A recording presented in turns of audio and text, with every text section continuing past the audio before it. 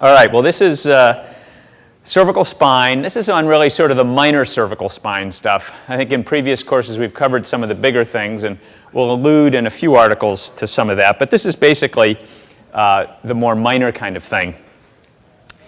So it separates out into a couple of areas. One is in the pre-hospital arena, can you decide who doesn't need to be immobilized? This is actually a big enough issue. In one of the articles not published in here, on average, patients that didn't have any of this kind of thing done spent 181 minutes in spinal immobilization. So it is reasonable to not have somebody who doesn't need it. The question is, can pre-hospital providers do a good enough job of deciding who does and who doesn't need to be in a cervical collar? So there's a couple of studies here. The first looked at a number of criteria, all of which sound reasonable stuff: axial load, motor vehicle injury, big time fall, and unreliable clinical exam, distracting injury, abnormal sensory motor exam, or spine pain. And given that, they wound up immobilizing about 40% of the patients. Not bad. They didn't miss much. In all of these studies, most of the time they miss an occasional patient that maybe should have needed it, and it's usually a result of they didn't really follow the protocol very well, or they were at the extremes of life. They were like a 1-year-old or a 2-year-old or something, where how do you get a lot of the kind of history that you want? Or they're like 99 years old and, again, can't get a good, reliable exam. So there's a couple of those. The one from Fresno, they did a similar kind of thing, and then they looked back at all the spine fractures that they had, and they found, we picked them up in the field almost all the time. Not 100%, but almost all the time. And those that we missed, couldn't be immobilized because of a kyphosis, a bunch of other things. So by and large, the field providers can do it. The last two here were done by Bob Domeyer. Bob Domeyer he actually works at the hospital where I used to be all the time, and is at Michigan, and does a huge pre-hospital study. He's had it going on for years. He has 2 versions of it published in here. And they had similar kind of criteria for distracting injury, sensory motor exam, abnormality, mechanism that's bad, all that kind of stuff. And they had only a few patients that they actually missed on it that had fractures. Most of them didn't have anything done about the fractures. They had just a little pedicle fracture or something like that didn't get caught but didn't really get treated anyway. Nobody was paralyzed from it. And the other ones were protocol violations, where they didn't actually follow the protocol adequately. So I think the take-home message is, can you do this in the field? Yes. Will you wind up not immobilizing a whole lot of people? No. In the Domeyer study, still 60% of the patients got immobilized. But still 40% is pretty good. Will you occasionally miss an oddball case? Yes, you might. The whole question for all of these studies, where there's a huge diverse group of providers, hundreds and hundreds of EMTs and paramedics, can you translate that from Michigan to Minnesota, from Australia to Great Britain?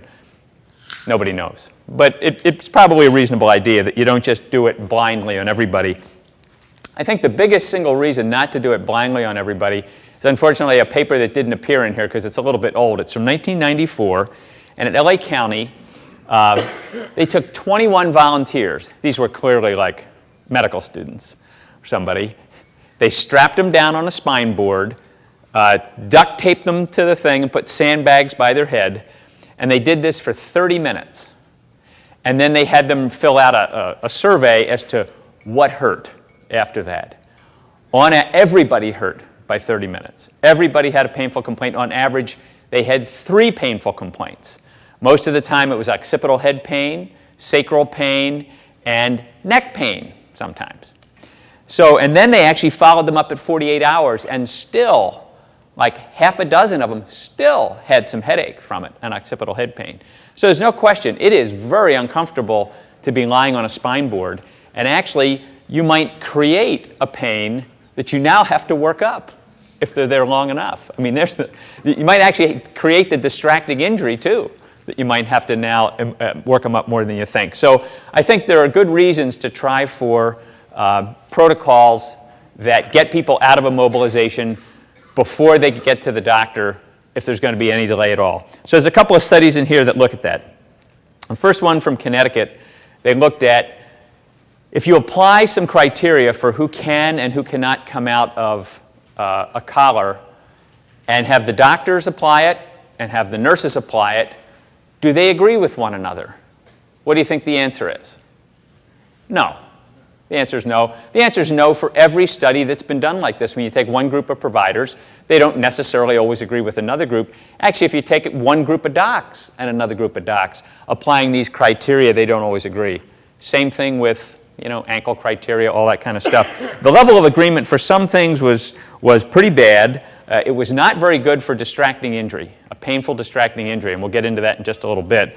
It wasn't even all that great for sensory motor deficit. Okay? So, however, and so the conclusion of that is the nurses would have taken the occasional patient out of the collar that the doctor wouldn't, the doctors would that the nurses wouldn't, and some of the nurses would have ordered C-spine films that the doctors wouldn't, and vice versa. So there's small disagreements in who would get things, but nobody missed anything major. The next one was actually an Australian study. Let me back up to the first one. So the outcome of the first study was, would you remove the collar? Okay? That's one way to look at this. Who would get the collar removed that maybe shouldn't have? The second one is an Australian study where what they said the outcome was that would doctors and nurses agree well enough as to who ought to stay in the collar? Safety issue here. And they agreed, they said if it's better than 90%, that's good enough agreement, and they got 94% agreement. So they said, I'll get to you in a second. They said, yeah, we don't always agree, but in general, we're all safe. Yeah, did you have a question or you're, no? Okay. It's like an auction here. You put your hand up, you bought it. Okay, so I think it can work, and then there's a small British study here that said the nurses do just fine using the Nexus criteria. They can get people out of immobilization. All right, a little bit of a takeoff on just the minor one, but which patients don't even need x-rays? How many here are Canadians, first of all? Canadians. How about Americans? Okay, other countries, Australia, Great Britain. Other countries? You got others? Any radiologists or orthopods? Or can we let loose on that kind of stuff? All right, that gives me license here. So there's sort of three studies in here about who doesn't need a neck x-ray. I said, actually a long time ago in giving a course, I was giving a talk at a trauma center, and we were talking about necks. My initial training was in neurosurgery, and so I'd sort of come from you do everything to everybody all the time to an awful lot of people don't need anything kind of thing, and I was giving that talk to actually our neurosurgeons. And I said, I can read the cervical spine films better than the radiologists can. There are also radiologists there too, and I was sort of doing that to wake them up. And I said, and the reason is, I don't even have to take them out of the folder. And I just call them negative. And I'm right 97% of the time. And why is that? Because 97% of cervical spine films in a trauma center now, not just community hospital, trauma center, are negative. So I think the idea is that we've been extremely conservative in if they owned a neck, they got a neck film, And so in trying to get away from that, for lots of reasons, ties up resources, you're not doing things that they need to have done at that time, and then chasing down all these false positives and all that kind of stuff. So a couple of studies were done here. I'm actually glad Jerry didn't appear here today. Jerry Hoffman, it's his first study, is the Nexus study for necks, where they took a whole set of different kinds of hospitals, academic hospitals, community hospitals, and then they came up, and I'm sure you've all heard a lot of the Nexus criteria. They have low-risk criteria, absence of midline tenderness. They had to meet all 5, midline tenderness, no focal neurologic findings, normal level of alertness, no intoxication, and the absence of another painful injury. And that was purposefully undefined. They didn't say how bad it had to be. They just said, in the doctor's judgment, do you think they might be distracted from a broken neck? And if you thought they might be distracted, then you had to x-ray them. And so what they found in this, what they basically said was that we could eliminate about 20% of x-rays by following that. I think we need to go back a little bit more into the Nexus methodology, because it's not quite this sort of pristine thing that Jerry would like to do all the time. This was an observational study. What they did is they just took patients that came to the ER and they said, doctor, fill out this form, but the doctors got to order x-rays for whatever reason they wanted. And the fact of the matter is they picked up all the abnormals based on the doctor's criteria. So even if they didn't fit into the criteria for nexus, the doctors were still able to do this. So this is what would, in most cases, we've called a derivation set. Now you've got the criteria, let's go and study it. That actually has not been done. So, so that's it. You get, in their whole series, 2.4% had a significant injury. That's a number that's out in the literature all the time. 2.5%, 3% have something. And they could eliminate maybe 20%. So when I first read this, I thought, you know, that's not all that great. 20%, you go through all this agony to try not to do cervical spine films, and you're really only eliminating 20%? So then Ian Steele came out with the Canadian C-spine rules here. And if you want to be in a room where there's more venom flying as have Jerry and Ian Steele in the same room. I'm not sure they're allowed in the same room. The fire codes don't allow it or something like that. But he took a different look at it, and it's, I think, the way most of us practice medicine. He would have high yield criteria, like, hey, they got thrown out the back of a pickup truck going 60 miles an hour. I don't care what else you tell me, they're getting a neck film. Or, oh, they had this minor little low-speed fender bender. They didn't even hurt that day. It was the next day kind of thing, and they're fine otherwise. You know, can you separate them into real high, real low, and then base it based on your exam? Can they move their neck? Can they do a bunch of other things that I'm sure all of you know? This would decrease films by 41% by following that and theoretically not miss any. So I actually wound up, despite the fact that I really liked Jerry and a lot of his analyses, I liked this way of doing it because it eliminated a lot more films. And then, if you want to decide which one is better, do a comparison study, where actually, unfortunately, Ian did the comparison study. And what do you think he found? Canadian C-spine rules, 99.4% sensitive. The Nexus, only 90% sensitive. You'd miss 10%. So I've heard lots of criticisms of that. But I still think it's a reasonable way to go. How many in here are Canadians, again? And how many use the Canadian C-spine rules? Yeah, still not everybody. How many Americans use the Canadian C-spine rules? Yeah, interesting. And of Americans, how many use any C-spine rules? Yeah, we're better than we used to be at it. All right. All right. So how about soft cervical collars? It's interesting, the whole subject of, we're now back to this sort of the minor injury, where you know they don't have anything bad going on, and mainly ligamentous muscular injury. Do they really help you get any better, soft cervical collars? How many here think they actually do help people? Good. We're done the talk here. Because actually, that's what all the studies show. They really don't do any good. They prolong the time you have pain. They prolong the time that you aren't back to normal. Some of them here, though, even though they said you got to get them out of it early, they still put everybody in a collar, and then a couple days later they said half get out of it, half don't. Those that got out of it faster did better. Hang on one second. The other part was to do activity as normal. Just say, go about your normal activity kind of thing. Some were actually active movement. It's turn your head side to side 10 times every hour kind of thing. And that actually did the best.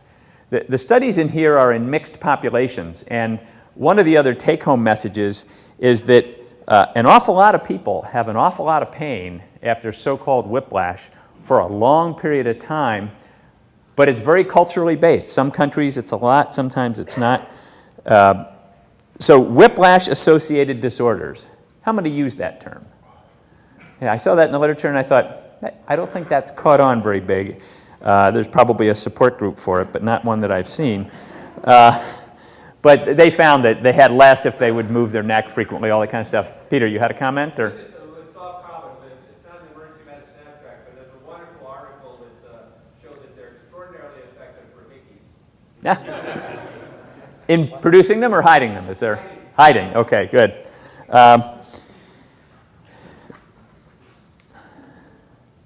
So the Swedish study, 90% of patients were symptom-free at 6 months. In a British study, only 60% were symptom-free at 6 months. Interesting just kind of thing. So the act as usual is the best way to do it. Then another set of articles here that looked at a set of different alternative medicine things. So we're going to do a little meta-analysis of this of the group here. How many have recommended somebody after neck injury get manipulation, spinal manipulation? Not many. Traction. Some people for traction, not much. Immobilization, exercise, laser therapy. What the hell would they laser? I mean, geez, what could it, I don't know what it does. And then the last one that I love here, magnetic necklace. Isn't that, I had, I have no tolerance for this sort of bullshit stuff. And this was one patient asked me one time what I thought of this kind of magnetic stuff. I said, I think it's actually important to be in a magnetic field. In fact, I sleep in a magnetic field. She said, really? I said, yeah, it's called the Earth's magnetic field, and we all sleep in it. I don't think it caught. I don't think it just kind of went away and didn't say anything about it.